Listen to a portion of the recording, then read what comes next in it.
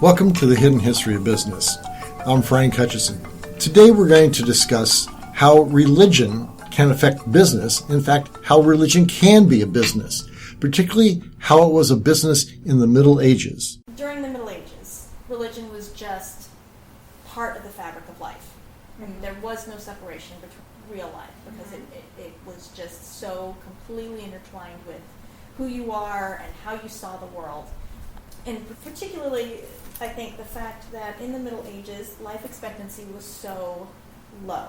Everybody lived with death, the death of someone close to them, their own impending death, or very serious illness. I mean, the majority of children did not live to adulthood, did not live to maturity, and 40 was old. So you have this society that's growing up with this expectation that people around you are not going to be there permanent, that people are going to die, that between wars and communicable diseases and horrible sanitation and unhygienic living conditions, it was just, death was just the reality. It didn't matter really if you were rich or poor, it was just a reality.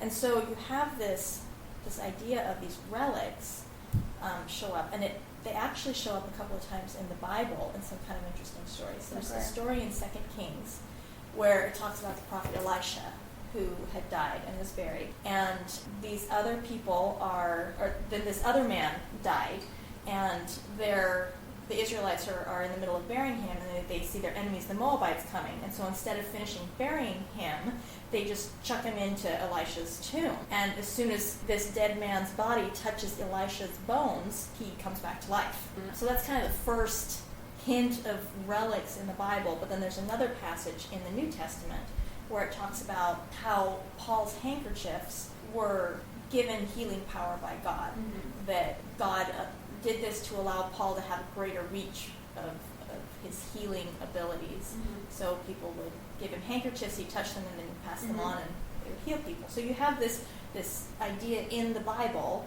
of these relics. And that also kind of touches on the fact that relics can be either the physical remains of a saint, mm-hmm. a bone or a finger or a tooth or hair, fingernails, mm-hmm. any physical part of the body, or it could be something that they touched or handled or mm-hmm. used. In some cases, it was even an object that, like a piece of cloth or something, that somebody took to a tomb and rubbed mm-hmm. on the tomb, and then it became a relic. So you've got kind of both ideas here, a piece of their body or something that they touched. Right, exactly. But the economic aspect of it that I find really interesting is it became a huge economic boon to a town or to a church to have one of these relics in their possession because they became these objects of pilgrimage, and people would come, keeping in mind this pervasive presence of death in the society mm-hmm. and illness. They would come with the hope of a miracle happening, the hope of healing from these relics. And it wasn't necessarily that they believed the relics performed the miracles. It mm-hmm. was God that performed the miracles, but the saints with whom the relics were associated were interceding on mm-hmm. behalf of the pilgrims. But it would have a huge impact on the local economies mm-hmm. because you would have all of these people coming in, and most Christians tried to go on a pilgrimage at least once in their life.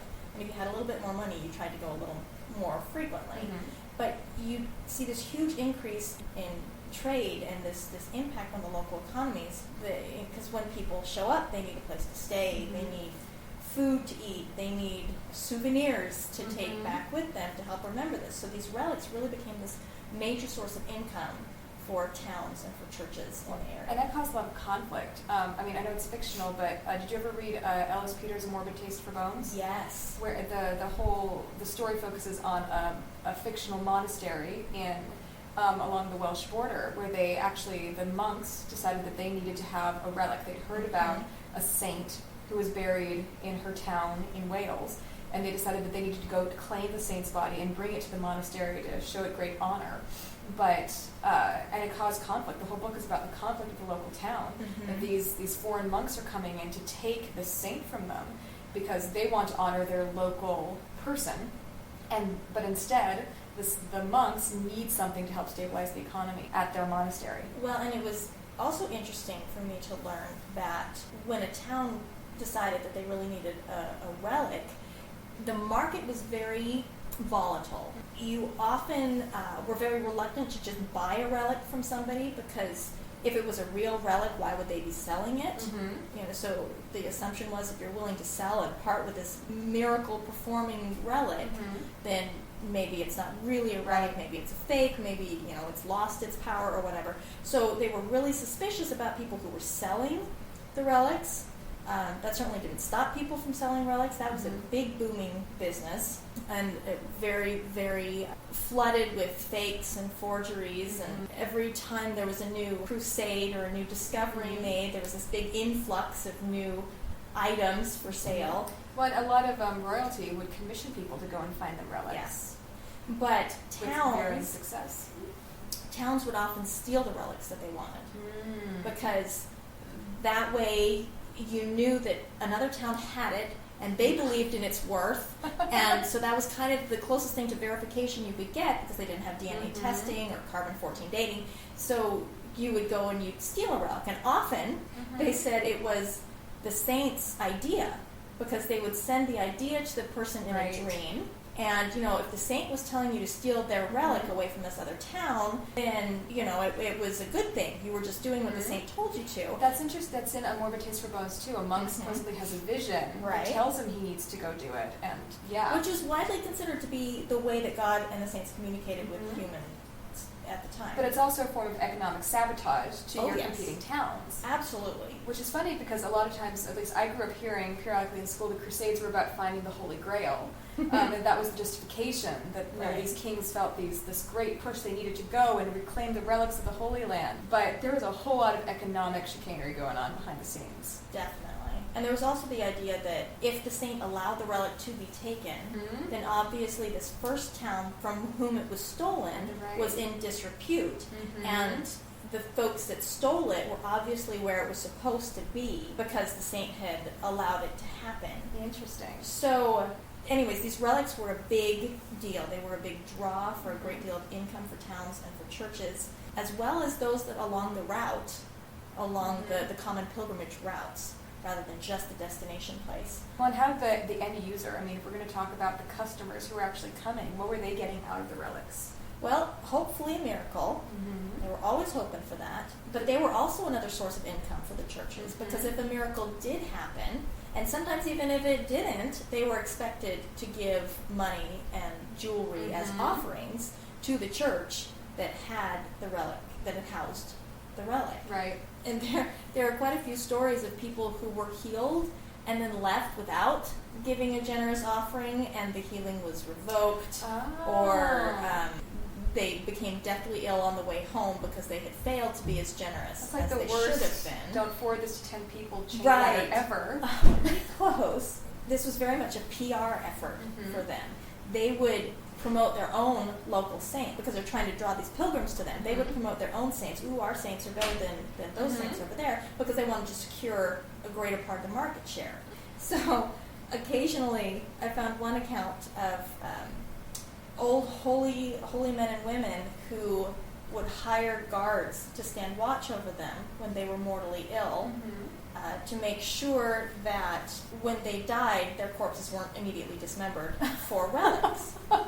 So it was a concern. Wow. It was a concern that if you were a holy person, you would either be murdered or you would be immediately dismembered upon your death for these relics. There was a high demand for relics, especially if they could be verified to be authentic. Well, it sounds like a huge supply and demand issue, and both over and undersaturated market, and a desperate attempt And to flooded with forgeries and fakes. And it sounds like a mammoth PR campaign. It's really a huge marketing battle to try to capture that market share. And I'm assuming they were also competing for the primo pilgrims. You could get a whole bunch of regular pilgrims coming, and that would be fine. They'd bring in money, but you really wanted to land the kings and the dukes and the folks with a lot of money to bring. Definitely. Charlemagne in particular was one who hired people to Mhm. collect relics for him. He ended up having one of the most impressive collections in all of Christendom. Mhm. But one of my favorite stories is about the relics of Thomas Becket. Mhm. There were several supposedly documented miracles that occurred in the presence of the relics of Thomas Becket, who was the Archbishop of Canterbury, who was assassinated by the Knights of King Henry II Yes. in 1170. Possibly under Henry's orders. Yes. Maybe not. Yes. So his relics were at Canterbury, and after his death, his successor was very, very quick on the uptake to take that and use it as a PR Mhm. effort for Canterbury to promote.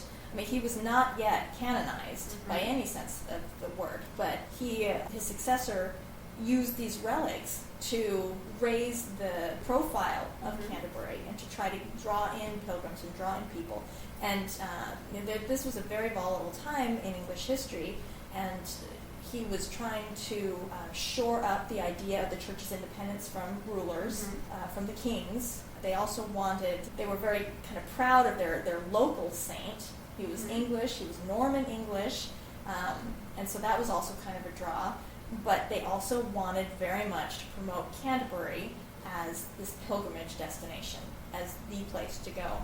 In the first few years after Becket's death, donations at the shrine, at Thomas Becket's shrine, accounted for 28% of the cathedral's total revenues. Wow. More than a quarter That's huge. came from Becket being there as the draw. Well, and that also, interestingly, that higher profile ended up becoming a political issue for the king as well. And this is a really hot topic lately. I don't know if you saw in the news that for the first time, the Vatican is going to publicly display the supposed relics of St. Peter, which were found deep down in the catacombs when they went to bury another pope. There was debate for several decades about whether or not they were confirmed. A Vatican historian believes they have been confirmed. They were brought out in public once. Pope Francis used them at a mass. He held them during one of the public masses, but this is the first time they're actually going to be displayed for the public in Rome. It's expected to be a huge draw, both from a religious standpoint, but also from an economic standpoint. Well, when I spent my semester abroad in Europe, we did a mad dash weekend down to Rome, one weekend. And you can never see everything that you want to see Right. in a weekend especially. But one of the sites we did get to was St. Peter's Basilica. And I don't remember a lot of specifics. I saw Michelangelo's Pietà. It was stunning.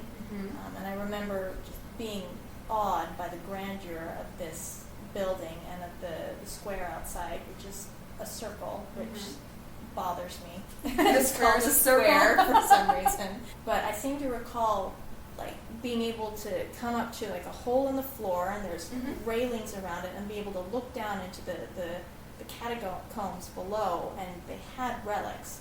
I mean, if this is the first time St. Peter's relics have come out, then it probably wasn't those, but they had some on display around that they had identified. And I remember going to several different churches over the course of my time in Europe, and several of them had relics. There was one in particular, I'll have to look up whose it was, but it was a hand. It was a very shriveled black hand. There you go. But it was in a place of honor in this little church. Well, it's really interesting, that intersection of both religious and economic significance, which don't necessarily decrease each other. Just because something is economically significant doesn't negate its religious value. Right. But I think we also see that in even modern U.S. society. I know we both grew up Mormon. Emily's still a very active Mormon, and I'm not. But church history tours are a huge deal. I'm going to specific historic sites, and I mean, there are entire towns that build up around these, and we see it even in U.S. history. I mean, George Washington slept here. I remember I have a friend Charlemagne ate here. I have a friend who interned at the Smithsonian, and the reverence that these historical objects were treated with. It's not just from a historical perspective. There are people from specific historical or patriotic or political standpoints who feel the same way. They bring their children to see these items, to teach them something and instill that into them. And it all ends up tying together, this intersection of belief and economics. So a lot of these relics, to kind of emphasize how important they were, how special they were, a lot of towns or churches would build these boxes called reliquaries to protect the relic, to kind of limit who could actually see the relic. And some of them were incredibly ornate, gold and jewels. And Meredith, you've got one in particular you're looking at. Yeah, there's a really fascinating book called The History of the World in 100 Objects. I love that book. And it's by the director of the British Museum, Neil MacGregor. So the Holy Thorn Reliquary is a beautiful, one of the most ornate reliquaries ever made that supposedly holds one of the thorns from the crown that Christ wore when he was crucified. The first mention of the crown of thorns as a relic is in Jerusalem around the year 400. Supposedly it was then taken from the Holy Land to Constantinople, which was the Christian capital of the Eastern Roman Empire, and it was kept there and it was venerated for centuries. But just after 1200, the emperor pawned the crown to the Venetians for a mammoth amount of money. This seriously shocked his cousin, who was the Crusader King of France, Louis IX. But it gave Louis an opportunity. He paid off the emperor's debt and claimed the relic himself. And this Louis had pretty much failed as a crusader to take over the Holy Land, but he was able to acquire this crown of thorns. So it was so great of importance to the medieval people that in their eyes, Louis became directly linked to Christ himself. Now, to house this relic, Louis built not just a reliquary, but an entire church. It was his holy chapel, the Sainte-Chapelle. Now, along with that, he had this amazing reliquary built. There was a lot at the time of competition, particularly between France and England, for who could have the better reliquary, or the better relic. It was just another layer to the ongoing competitive pissing match that was French and British relationships. The book cites this historian, Sister Benedicta Ward, who emphasizes that relics were about more than just religion.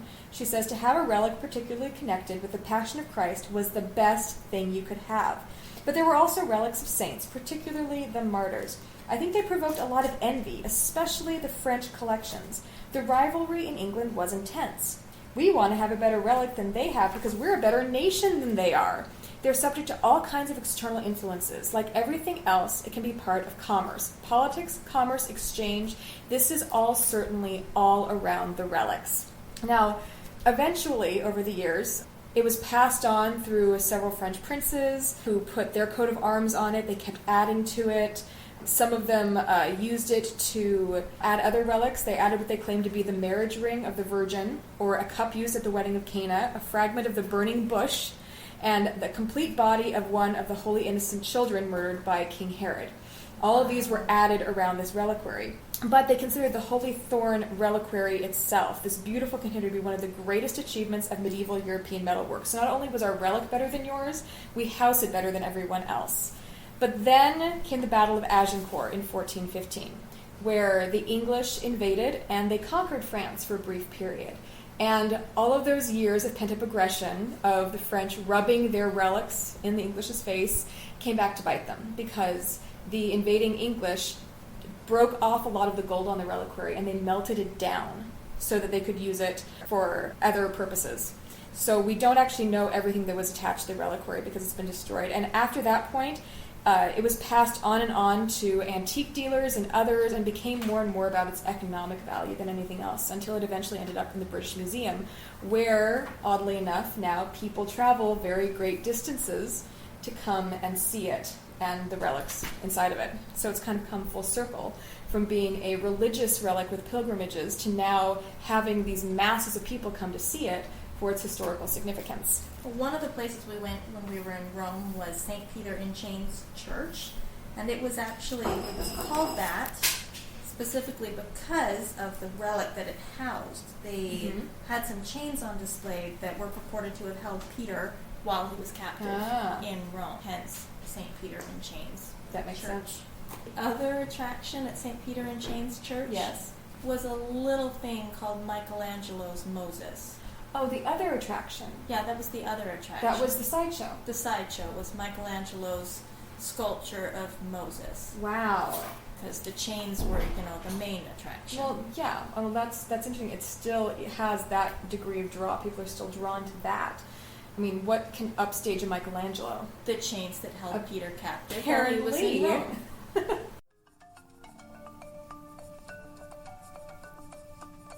If you'd like to learn more about the subject that we discussed today, you can find multimedia content, links to articles we discussed, and videos on our website at www.hiddenhistoryofbusiness.com. You can also find us on Facebook as The Hidden History of Business and on Twitter as well. Thanks for listening.